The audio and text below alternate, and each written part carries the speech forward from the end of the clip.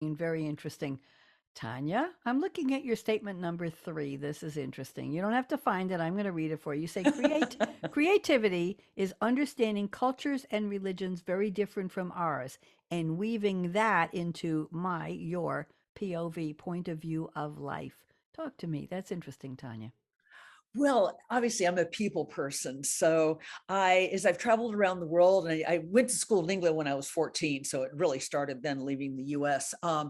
I look for the common denominator that binds humankind, and I always look for what we have in common, not what we have apart. And I'm very gracious when I go to other countries. I'd say if I come to your country, I'll say, okay, what are the do's and don'ts? I don't want to, make any faux pas or embarrass somebody or embarrass myself.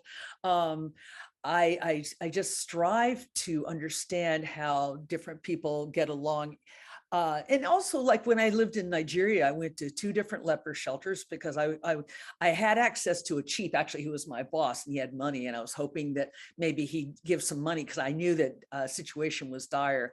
It didn't happen, but I tried. And I actually, when I was in Calcutta, I went to Mother Teresa's home for the destitute and dying, and also her leper shelter. But she was running it really well, so that was the difference. I was just trying to be a go-between and try to institute some positive change in Nigeria, but it was in the 90s. It's so difficult. It was too bad. I had access to the people that could make it happen, but they just didn't want to be bothered. So.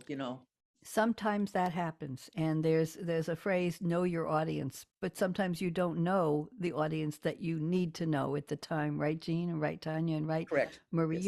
You don't know, Jean, the emotional requirements of the people you're trying to invent for or speak to or create